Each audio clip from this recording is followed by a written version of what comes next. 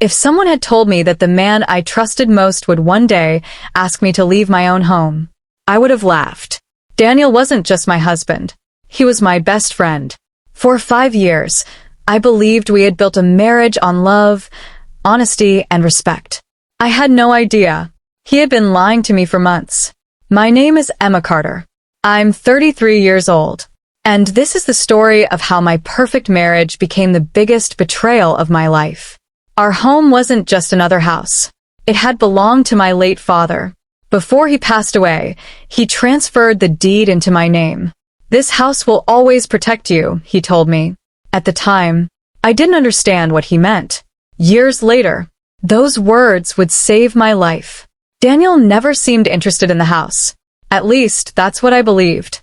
He always said, "It's just bricks and walls. What matters is that we're together." Looking back, I realize he was studying every room, every document, every lock, long before I suspected anything. One Sunday evening, Daniel came home looking exhausted. His tie was loose. His eyes were red. He sat beside me, without saying a word. "Emma, I need to ask you something." I immediately became worried. "What happened?" He took a deep breath.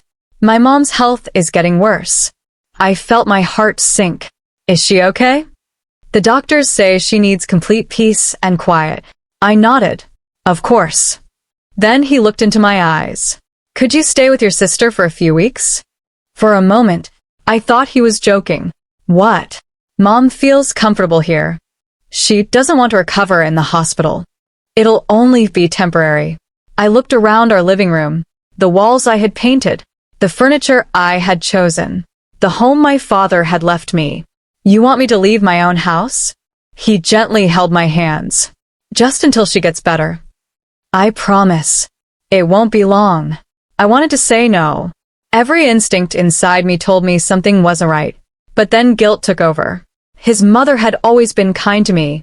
If she was truly sick, how could I refuse? Against my better judgment, I agreed. "I'll stay with my sister." Daniel smiled with relief. "You have the biggest heart." That sentence would haunt me later. 2 days later, I packed a small suitcase. Daniel kissed me goodbye. "I'll call every night. I love you." "I love you too." As I drove away, I looked back at my house. For some reason, I felt like I wasn't coming back to the same home. My younger sister, Lily, welcomed me with open arms. She kept asking if I was okay. "You seem nervous." I forced a smile. "I'm just worried about Daniel's mom." Lily frowned. "I thought she lived 2 hours away." "She does." "So, why is she recovering at your house?" I stopped unpacking. "I never asked." Lily looked at me strangely. "You should have." For the first time, I wondered if she was right. 3 days passed. Daniel called every evening. The conversations became shorter. "I'm busy." "Mom needs me." "I'll call tomorrow." Then, he stopped answering video calls. "It's too noisy." "Mom is sleeping." "There isn't good signal." Excuse after excuse. Still, I tried to believe him. On the 5th day, something unexpected happened. Around 8 o'clock that night, my phone rang. The caller ID showed an unknown number. I almost ignored it, but something told me to answer. "Hello." A woman's voice spoke quietly. "Is this Emma Carter?" "Yes." "My name is Mrs. Thompson. I live across the street from your house." I smiled politely. "Oh, hello." She hesitated. "I don't know if I should be calling, but if I were you, I'd come home." Immediately, my heart started racing. "Why?" There was a long silence. Then she whispered, "Because your husband's mother isn't the woman living in your house." The call ended. I stared at my phone, unable to breathe. If Daniel's mother wasn't there, then who was? For several seconds, I couldn't move. Mrs. Thompson's words echoed inside my head. "Your husband's mother isn't the woman living in your house." I immediately called Daniel. Once, twice, 5 times. Straight to voicemail. A minute later, he sent me a text. "Mom is sleeping. I'll call you later. Love you." I stared at the message. For the first time, the words "love you" felt completely empty. I grabbed my car keys. Lily stopped me at the front door. "Emma, where are you going?" "I'm going home." She looked at my face. "What happened?" "I'll explain later." Without waiting another second, I drove toward my house. The entire drive felt endless. My hands gripped the steering wheel so tightly they hurt. Every red light felt like an eternity. I kept praying, "Please let this all be a misunderstanding.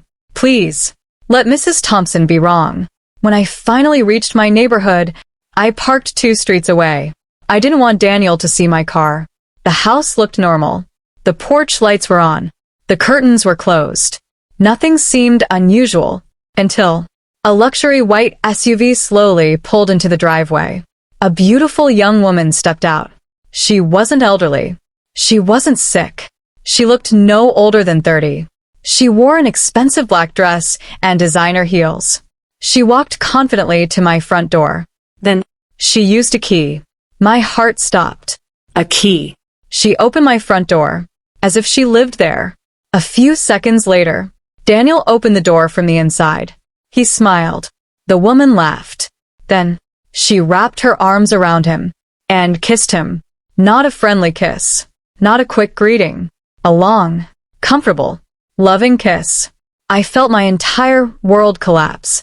The man who claimed he was caring for his sick mother had another woman living in my house. Tears filled my eyes. But I didn't walk toward the door. I didn't scream. I didn't confront them. Instead, I quietly took out my phone. My hands were shaking. I recorded everything. The kiss. The hug. The way they laughed together. Then I slowly walked back to my car. For the first time, I realized this wasn't just an affair. It was something much bigger. The next morning, Daniel called me. "Hey, sweetheart." His voice sounded cheerful. "Mom is feeling a little better." I closed my eyes. "I'm glad. Maybe she'll need another week. Is that okay?" I answered calmly. "Of course." He smiled. "I knew you'd understand." He had no idea. I had watched him kiss another woman less than 12 hours earlier. That afternoon, Mrs. Thompson knocked on Lily's front door. She carried a small envelope. "I thought you should have these." Inside were several printed photographs. She had taken them from her upstairs window. The mysterious woman gardening in my backyard. The same woman carrying groceries into my house. Daniel holding her hand. The two of them drinking coffee on my patio. One photo was dated 3 weeks before Daniel asked me to leave. 3 weeks. That meant she had been coming to my house long before his story about his sick mother. The lie had been planned. I immediately contacted my attorney, Rebecca Lawson. After looking through the photographs, she became unusually serious. "Emma, don't confront him. I've heard that before. This is different." She pointed to one photo. "Zoom in." I enlarged the image. The woman was standing near my front porch. Rebecca asked, "Do you recognize that moving truck behind her?" I looked closer. A company logo was visible. "That's a furniture moving company." Rebecca nodded. They weren't bringing luggage. They were moving furniture. My heart skipped a beat. "What does that mean?" Rebecca looked straight at me. "It means someone wasn't visiting. They were moving in." That evening, I checked our joint bank account. Several large transactions caught my attention. Luxury furniture, home decorations, kitchen appliances, designer bedding. Everything had been purchased during the past month, delivered to my address. None of it had been discussed with me. None of it had been approved by me. Someone was redecorating my home while I was sleeping at my sister's house. Just as I was about to close the banking app, another payment appeared. $18,500. The description simply read, "Interior renovation, final payment." I froze. Renovation? I never approved any renovation. I quickly opened the receipt. Delivery address. My house. Authorized by Daniel Carter. My hands started trembling. What exactly had he changed inside my home? And why was he spending our money as if I would never come back? I had a terrible feeling that the next time I walked through my own front door, I wouldn't recognize it anymore. I couldn't stop staring at the renovation receipt. $18,500. Furniture, decorations, interior renovation. Everything had been paid from our joint account. But I had never approved a single purchase. The house belonged to me, yet someone was redesigning it, as if I no longer existed. The next morning, Rebecca called me. I've looked into the contractor. What did you find? He wasn't hired to renovate. I frowned. Then what was he hired to do? Rebecca took a deep breath. He was hired to completely remodel the master bedroom. And he also removed all the furniture that belonged to you. My heart skipped a beat. What? The bed. The dressing table. Your closet. Even your late mother's handmade rocking chair. Everything was gone. I couldn't believe it. That rocking chair wasn't expensive. It wasn't valuable. But my mother had spent months making it by hand before she passed away. Daniel knew what it meant to me. Yet, he had thrown it away without asking. For the first time, my heartbreak turned into anger. That afternoon, Rebecca suggested something unexpected. I think it's time you see the house. But don't let Daniel know. That evening, Mrs. Thompson agreed to help. Her upstairs bedroom overlooked my backyard. From there, I could clearly see inside the kitchen through the large windows. At exactly 7 o'clock, a black SUV pulled into the driveway. Daniel stepped out carrying shopping bags. The mysterious woman ran outside smiling. She kissed him, then laughed as he handed her a small jewelry box. She opened it. Inside was a diamond necklace. My stomach turned. He had never bought me jewelry that expensive. Then, something happened that neither of us expected. The front door opened. An elderly woman slowly walked outside. I recognized her immediately. Daniel's mother. She looked perfectly healthy. She wasn't weak. She wasn't sick. She wasn't recovering. She was watering flowers. Mrs. Thompson looked at me. I told you. My eyes filled with tears. Daniel hadn't lied only about another woman. He had lied about his own mother. As we continued watching, Daniel's mother hugged the young woman warmly. Then she smiled and said something. We couldn't hear the words, but we saw all three of them laughing together.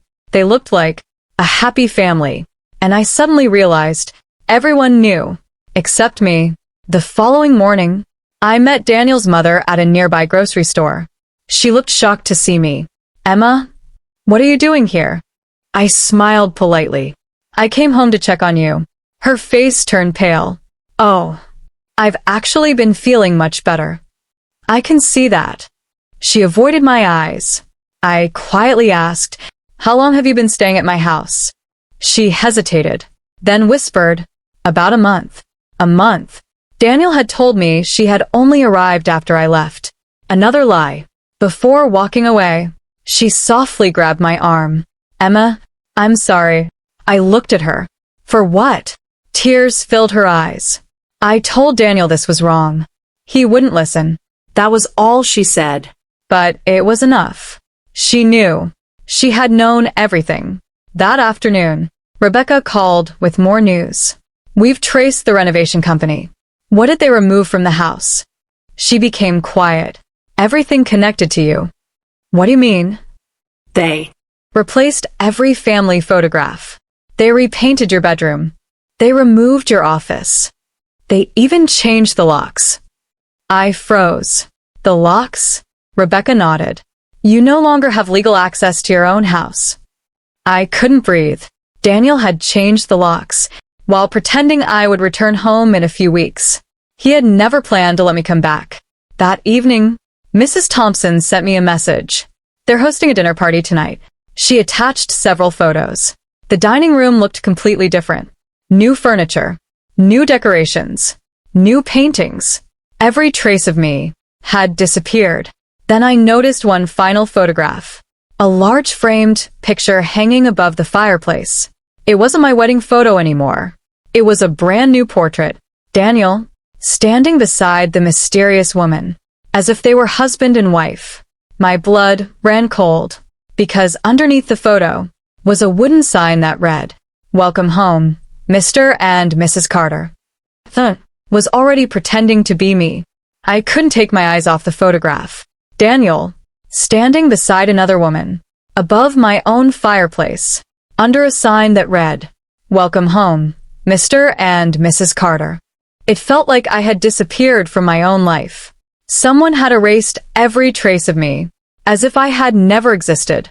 But they made one mistake. They believed I would never come back. The next morning, Rebecca called. "Emma, it's time." "Time for what?" "To let them think they've won." I frowned. "What do you mean?" "We're going to give Daniel exactly what he wants. He thinks you're still staying at your sister's house. So don't change anything. The longer they feel safe, the more mistakes they'll make." I trusted her. For the first time, I wasn't acting out of emotion. I was following a plan. 3 days later, Mrs. Thompson called again. "They're having another dinner tonight." "Who's there?" I counted 6 people. One of them is a man in a gray suit carrying a briefcase. Rebecca immediately became serious. "A lawyer." We drove to the neighborhood and watched from Mrs. Thompson's upstairs window. The curtains were slightly open. Inside, Daniel placed several documents on the dining table. Everyone began signing papers. The mysterious woman signed. Daniel signed. His mother signed as a witness. Then the lawyer pointed to one final signature line. My name, Emma Carter. My heart stopped. There it was. Another forged signature. Right in front of us. Rebecca quietly smiled. We got them. She had already informed Detective Harris. Every movement inside that house was being recorded. The following morning, the police obtained a search warrant, but Rebecca asked them to wait. Not yet. We need one more piece. What piece? I asked. The motive. That afternoon, something unexpected happened. Daniel called me. His voice sounded unusually warm. Hey, sweetheart. I miss you. I forced myself to sound calm. I miss you too. I have great news. What is it? Mom is finally feeling better. Really? Yes. You can come home next week. I smiled to myself. Home? He still believed I knew nothing. He had no idea. I had already seen another woman living in my bedroom. Before ending the call, Daniel said something strange. Oh, I'll need you to sign a few insurance papers when you get back. Insurance papers. Exactly like the hospital documents in Another Lie. Rebecca nodded. He's preparing his next move. The next evening, Rebecca received an email from the bank. She immediately called me. You need to come now. When I arrived, she pointed at the computer screen. Daniel had applied for a $650,000 home equity loan. Collateral. My house. Applicant. Daniel Carter. Co-owner's signature. Emma Carter. Again, someone had forged my name. But this time, the bank's fraud department noticed something unusual. They contacted Rebecca before approving the loan. Everything was falling apart for Daniel. He just didn't know it yet. 2 days later, Detective Harris called. We're ready. Early the next morning, the police surrounded my house. Unmarked cars parked quietly along the street. Uniformed officers waited at every exit. Rebecca looked at me. You don't have to watch. I shook my head. I've waited too long for this. At exactly 8:15 a.m., the front door opened. Daniel stepped outside carrying a briefcase. The mysterious woman followed him. They laughed together. Just as they reached the driveway, Detective Harris walked forward. Daniel Carter? He turned around. Yes. You are under investigation for fraud, forgery, identity theft, and conspiracy. Daniel's face lost all color. What? At that moment, Rachel, because I finally learned her name, tried to run back inside. Another officer stopped her. She froze. Handcuffs clicked around her wrists. As officers searched the house, one detective walked outside carrying several large boxes. Inside were all my belongings. My family photographs. My mother's rocking chair. My father's letters. Everything they claimed had been thrown away had actually been hidden in the basement. They hadn't destroyed my memories. They were waiting until the paperwork was complete, so they could get rid of them forever. Then Detective Harris walked toward me with a small envelope. We found this in Daniel's office. Inside was a handwritten letter. It was addressed to someone named Michael Grant. The first sentence made my blood run cold. Once the house is legally mine, we'll sell it immediately and split the money. But the second sentence changed everything. Emma will never know she was only part of the plan from the beginning. I looked up at Rebecca. What does that mean? She stared at the name on the letter, then quietly said, I think your marriage was never a coincidence. I couldn't stop staring at the letter. Emma will never know she was only part of the plan from the beginning. Those words echoed inside my mind. I looked at Detective Harris. What does this mean? He took a slow breath. We believe your husband never married you because he loved you. He married you because of your house. For a moment, the world went silent. 5 years, 5 anniversaries, 5 birthdays, thousands of kisses, countless promises. Had all of it been fake? Rebecca gently placed another file on the table. We recovered Daniel's emails. I opened the folder. The oldest email was dated 6 months before Daniel and I met. It was sent to Michael Grant. I've confirmed the house is worth over $1.8 million. Another email read, she inherited everything after her father's death. Then another. Once we're legally married, the rest will be easy. Tears rolled down my face. Daniel hadn't fallen in love with me. He had studied me. From the very beginning, the investigation uncovered everything. Michael Grant wasn't just Daniel's friend. He was a real estate investor drowning in debt. Rachel was his younger sister. The three of them had created the plan together. Daniel would marry me, earn my trust, move into my home, wait a few years, then slowly transfer the property before selling it. They never expected me to question anything. They believed I was too kind, too trusting, too loyal. But they made one mistake. They underestimated me. 3 months later, the courtroom was packed. Reporters filled every seat. The evidence was overwhelming. Bank records, forged signatures, hidden emails, security footage, witness statements. Even Daniel's own mother testified. With tears in her eyes, she admitted, I begged my son to stop. He said once the house was sold, they'd disappear forever. The courtroom fell silent. The judge's decision was clear. Every forged document was canceled. The attempted home equity loan was declared fraudulent. Daniel and Rachel were found guilty of fraud, forgery, identity theft, and conspiracy. Michael Grant received the longest sentence for organizing the scheme. Daniel was sentenced to prison. Rachel was also sentenced for her role in the conspiracy.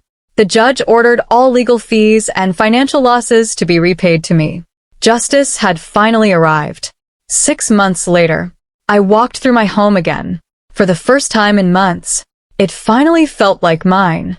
The walls were painted the colors I loved. My father's photographs were back where they belonged. My mother's rocking chair sat beside the fireplace once again. I gently ran my hand across it.